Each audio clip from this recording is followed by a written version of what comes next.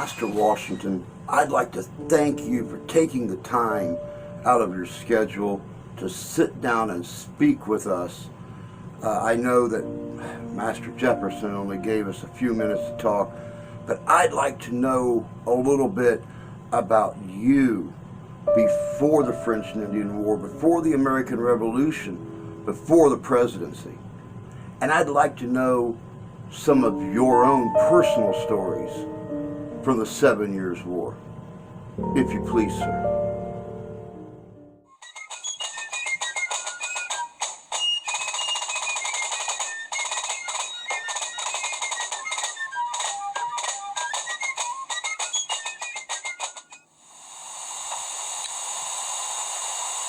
The road to the independency of our nation is a long one, with many twists and turns.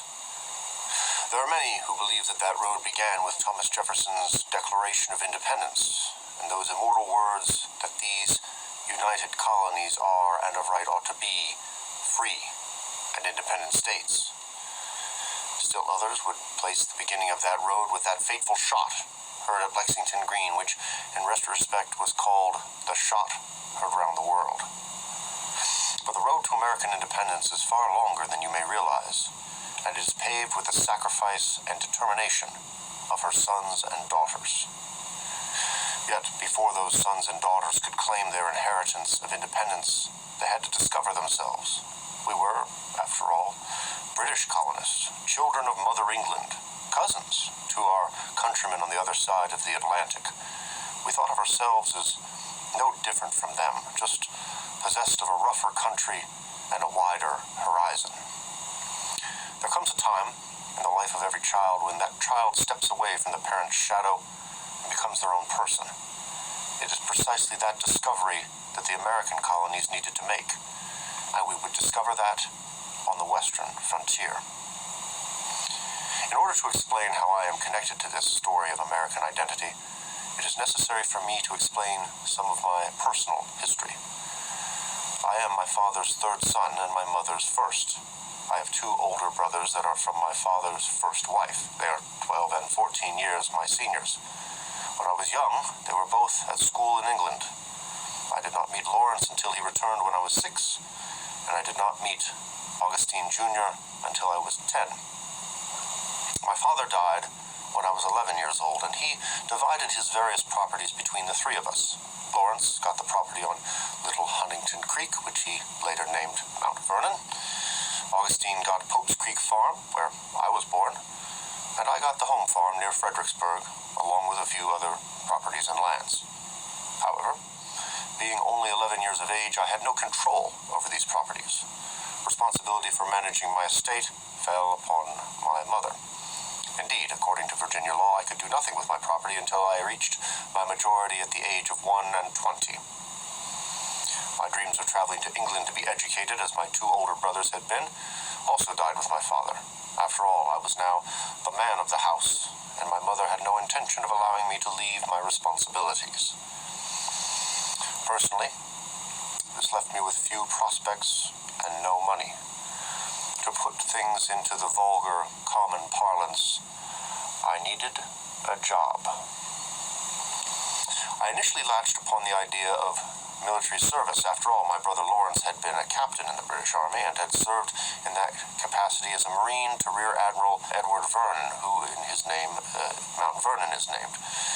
My brother Lawrence, along with my patron and friend Colonel William Fairfax, conspired to get me a commission in the Royal Navy. Lawrence even sent a letter to my mother with his heartfelt endorsement of the appointment. Though she initially gave her approval, she began to have misgivings and withdrew it. I was once again left without a prospective vocation.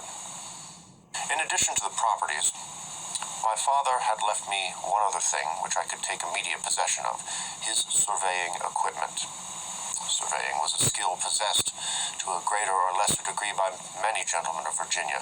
After all, anyone who owns and leases land needs to have a means of measuring it. So in 1747, I apprenticed myself to learn the craft of surveying. In the meantime, my patron, Colonel Fairfax, had become a member of the King's Council and was in charge of hiring surveyors for the colony of Virginia. So at the age of 16, I found myself on an expedition to the frontier to survey land for the Fairfax family. We were, of course, not the first people to set eyes on the Shenandoah Valley and beyond. Indeed, there were already people living on the other side of the Blue Ridge Mountains. In addition to the native tribesmen who lived in the area, there were Virginians who had decided to claim land and settle in the West. There were homesteads and farms and even some small settlements.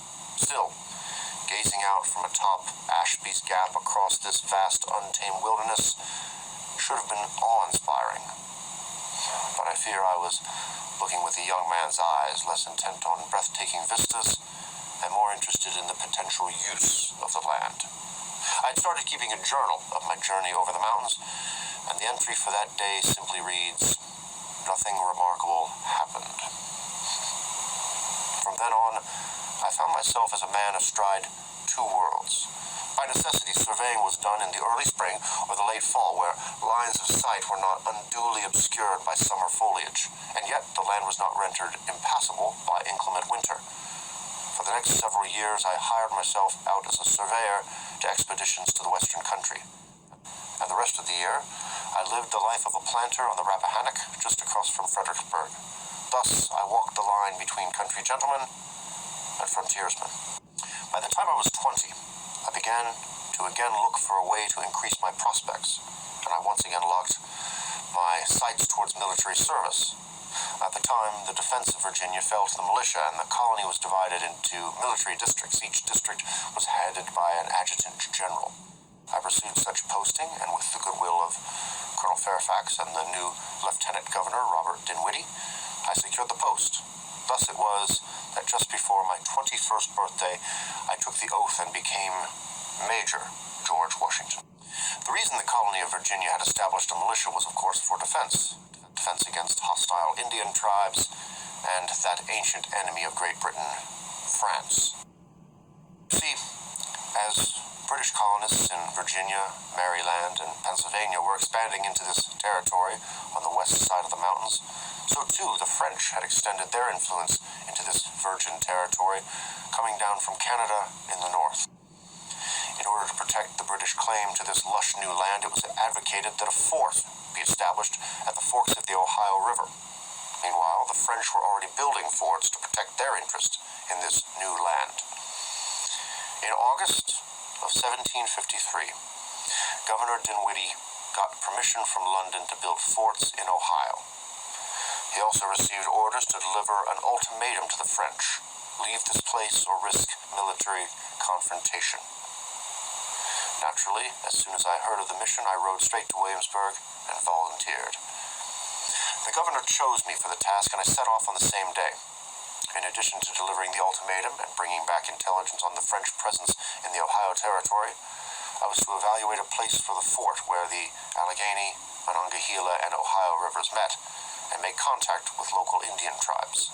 I traveled with only a translator and a guide, the better part of 250 miles, to discover the French commander at Fort Le Boeuf, about 15 miles from Lake Erie. The French commander received us with polite indifference, and after reviewing the governor's letter, he said he felt no need to obey the edict and reserved the right to arrest British trappers. On December the 14th, he gave me a sealed letter for Governor Dinwiddie, and I departed. I will not at this time regale you with the story of the perilous trek I made across the mountains in the dead of winter, but 1 month later, I delivered the French commander's reply to the governor in Williamsburg. Once it became clear that the French would not be removed except through force of arms, I was promoted to the rank of lieutenant colonel and authorized to raise a regiment of 100 men, which was eventually increased to 160. My orders were to maintain a defensive posture, but I might incite hostilities if the French were to meddle with military works or settlements. This would include the use of deadly force in order to restrain, make prisoner, or destroy any foe. I set out with my men in early April. About 3 weeks into our trek, we received word that the French had sent down a large contingent of men from Lake Erie and had captured the men that the governor had sent to build a fort at the headwaters of the Ohio. I wrote the governors of Virginia and Maryland to ask them for more men. On May the 24th, We received news from an Indian trader at a nearby settlement that a French detachment had been seen a mere 18 miles away from our position. We were in an area called Great Meadows, and after quickly surveilling the area, I saw two natural gullies within a few yards of each other that could act as natural trenches, and so I ordered the men to begin clearing brush and trees to create a defensible position with a field of fire. A few nights later, our sentries heard movement just outside the camp and fired upon it, to no avail. In the morning, a local trapper of my acquaintance rode into camp to tell us that the previous noon a contingent of 50 French soldiers had come to his nearby settlement and made ready to kill his milk cow and break up his belongings. On his way to warn us, he had seen tracks of numerous white men, which he took to be of the same party. Scouts were sent out, and I formed a hunting party of 40 men and 10 of our Seneca Indian allies. We marched through the pitch-black night and the pouring rain, and as day dawned and the sun came out, we discovered them, camped in a little hollow only 7 miles from our position at Great Meadows. We approached them in near silence until we had them completely surrounded. I stepped forward on the right flank to call for their surrender, and they immediately flew to arms. Afterwards, no one could say who had fired the first shot, but we fired 2 volleys into them, and then our Indian allies swooped in, and the Frenchmen who were still fighting threw down their weapons. The whole affair lasted perhaps 15 minutes. It was not until we were marching the prisoners back to our camp that they protested that they had been sent as emissaries with an ultimatum from the French commander that we vacate land owned by their king. They insisted that they should be treated as attendants of an ambassador and not prisoners of war. They said that they should be treated the way that I was treated by the French when I had delivered the British ultimatum almost 6 months before. When I had set out to meet the French the year before to deliver the governor's message, I had journeyed not with a large contingent of soldiers, but with an interpreter and a local trapper and a few Indian guides. I had come openly, and I had presented myself to the first French officer that I met. Conversely, they had brought a large party of soldiers within a few miles of our camp. There was evidence that they had actually come much closer, and rather than boldly declare their presence, they had retreated in an attempt to leave us unaware of them. In all likelihood, they had already sent a runner back to the French position at Fort Duquesne. Unfortunately, their commander, Ensign Jumonville, had been killed in the initial volley.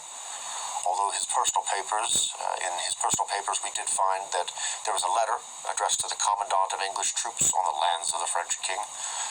However, it is my belief that this was a ruse, and that they were there to spy out our position and then send for reinforcements so that they could destroy us. After all, the month before, the French had already attacked the British position at the Three Rivers, and they were already our enemy.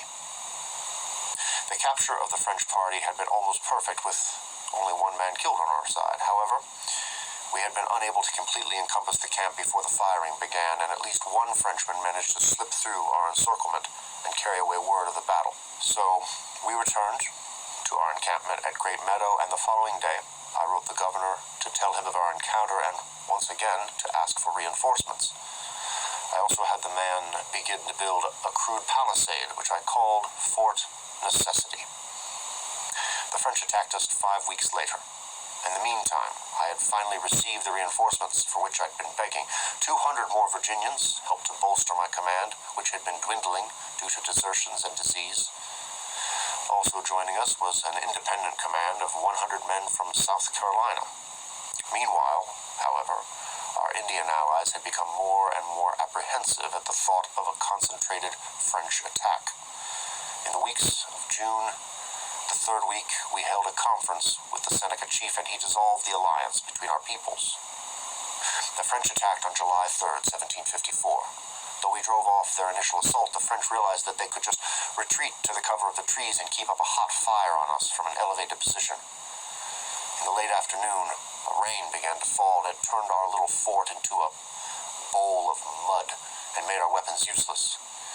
When it was nearly nightfall, the French commander signaled that he would parley. I sent my interpreter over to discover the terms of the surrender, and he brought back a document. Of course, it was written in French, so by guttering candle in the rain, I had him translate the document to myself and Captain McKay, and we signed it. One of the stipulations of the surrender was that we admit to causing the death of Jumonville, the French emissary. At least that is how our interpreter translated it to us that night in the mud and rain.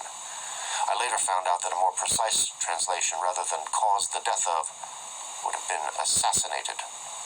So by signing this document, I unknowingly admitted to assassinating a French diplomat. When word of the surrender became known, I was vilified in France, of course, thought of as a young, rash colonist in London. But I was seen as the unlikely hero of a doomed defense in Virginia. I was also a military officer with unparalleled knowledge of the frontier, so when Major General Edward Braddock arrived the following February, I volunteered to serve as his aide-de-camp. The first thing I did as aide-de-camp to General Braddock was inform him of the dangers of surprise attacks by Indians and the difficulty of the terrain over the mountains. General Braddock would hear none of it. He insisted on bringing his full artillery train and thousands of bushels of grain so that the 3,000 men of his command would not need to forage. We made just 2 miles a day, and both men and horses dropped dead from exhaustion. Finally, the general heeded my advice and took an advance party of 800 men to march ahead, allowing the heavier baggage to come at a slower pace. By the time we reached the Monongahela on July 9th, the advanced force had grown to 1,400 men. We crossed the river, only to find that there were 900 French waiting for us. They would open fire and then fade back into the trees. Unless you've experienced it, I'm not sure you can picture how much smoke is put into the air by so many men firing firelock weapons at once. The French had caught our advance guard on the road. Unable to form ranks, they fired a few volleys and retreated, only to run into the main body right behind them. All was lost in smoke and confusion. General Braddock sent 30 men to climb a nearby hillside and secure it so that he might have a better idea of the French position. The British troops thought that the men on the hillside were French and they fired upon them, and the British officers thought that they were deserters and did the same. I begged the general to let me form up the provincials and fight the French on their own way. Instead, he ordered me to send another party up the hill and to retrieve 2 lost cannon. As I rode back and forth, fulfilling General Braddock's orders, 4 bullets passed through my hat and coat, and 2 horses were shot from underneath me. Eventually, I just started grabbing the horses of dead men and riding those. 2/3 of the officers were killed, including the other 2 aides-de-camp. General Braddock himself had 4 horses shot from under him until he was finally felled by a bullet.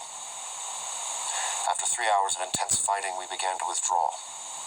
Although I had no official position in the chain of command, I was able to impose some kind of order, and I formed a rear guard to cover the retreat of the main body. As we marched back in defeat from the western frontier, little did we know, but our feet were traveling along the road to independency. For in the defeat of General Braddock, the sons and daughters of America had come to realize that Mother England could not save them from everything. The tactics employed by our cousins across the Atlantic would not work here on American soil. The greatest army in the world had just been handed a sound defeat from their ancient enemy and had been saved from total destruction by the sacrifice and determination of Americans.